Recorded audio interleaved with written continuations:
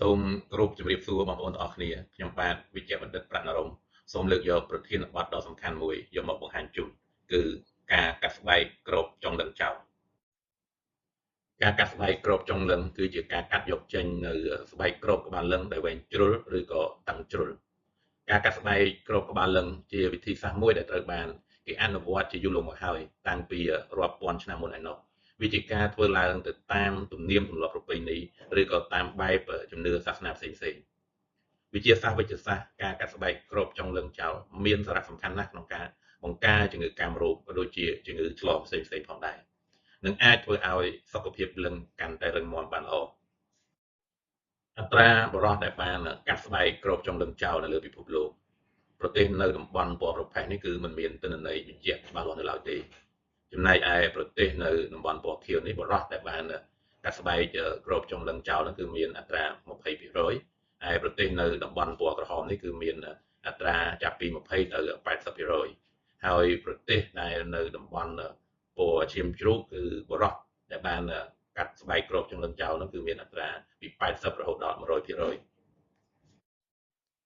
តែនៅពេលណាដែលត្រូវកាត់ស្បែកគ្របចុងលឹងចោលគឺចំពោះអ្នកដែលមានស្បែកគ្របក្បាលលឹងនឹងវែងជ្រុលឬក៏តឹងជ្រុលភាសាពេទ្យហៅថា phimosis អ្នកដែលមានស្បែកគ្របក្បាលលឹងនឹងប្រលាត់មកក្រោយទាក់ជាប់ក្រលាក់កលឹង paraphimosis អ្នកដែលមានការបង្ករោគផ្លូវនោមរ៉ាំរ៉ៃនិងតំបន់ដែលមានអត្រាឆ្លងមេរោគអេដស៍និងមេរោគ HPV កម្រិតខ្ពស់มันអាចកាត់ស្បែកគ្របចុងលឹងចោលបានទេចំពោះអ្នកដែលមានសុខភាពទូទៅមិនល្អប្រពៃអ្នកដែលមានជំងឺទាក់ទងទៅនឹងកាយវិភាគវិទ្យាប្រដាប់បន្តពូជអ្នកដែលមានបញ្ហាឈាមអត់កកនិងអ្នកដែលមានភាពមិនប្រក្រតីទៅលើស្រីរាង្គនៃប្រដាប់ភេទដូចជាលឹងតូចជ្រុល micropenis cancel penis hyposphagia និងអ្នកដែលមានស្បែកគ្របចុងលឹងនឹងមានជំងឺឬក៏មានបញ្ហាហើមគុណប្រយោជន៍នៃការកាត់ស្បែកគ្របចុងលឹងចោល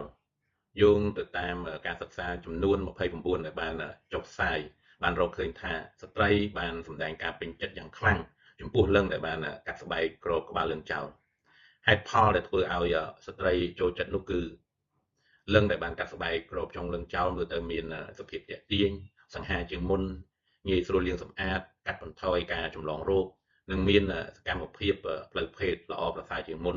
អេមជាងមុនប្រសើរបំផុតនោះគឺលឹងដែលបានកាត់ស្បែកគ្របចុងលឹងចោលហើយគឺអាចកាត់បន្ថយអត្រាឆ្លងរោគអេដស៍នឹងបានចាប់ពី40ទៅដល់ 60% ចំពោះបុរសដែលរួមភេទផ្ទុយគ្នា heterosexual male ពីព្រោះផ្ទៃខាងក្នុងនៃស្បែកគ្របក្បាលលឹងហ្នឹងវាជាកន្លែងដែលមេរោគអេដស៍ឆ្លងចូល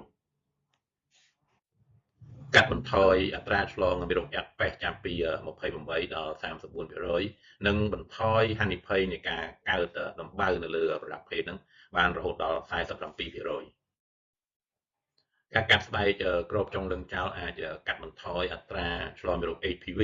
ដែលជាមេរោគបង្កជំងឺសេមាន់ឬក៏បង្កជំងឺមហារីកនៅលើសរីរាង្គប្រព័ន្ធបន្តពូជនោះគឺបានចាប់ពី32ដល់ 35%គុណប្រយោជន៍ចំពោះស្ត្រីដែល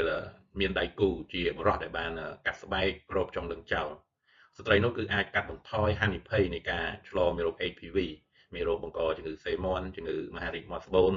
និងជំងឺមហារីកទៅលើសរីរាង្គផ្សេងៗទៀតបានរហូតដល់ 28% ជំងឺ Bacterial vaginosis បានរហូតដល់ 40% និងជំងឺ Trichomonas បានរហូตដល់ 48%ការកាត់ស្បែកគ្របចុងលឹងចោលគឺអាចកាត់បន្ថយការបង្ករោគតាមផ្លូវនោមបានផងដែរប៉ុន្តែมันអាចកាត់បន្ថយហានិភ័យនៃការឆ្លងមេរោគប្រមេះ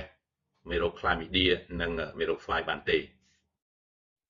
លឹងបង្កើតមនុស្សលោកសូមចូលរួមថែរក្សាសុខភាពលឹងទាំងអស់គ្នា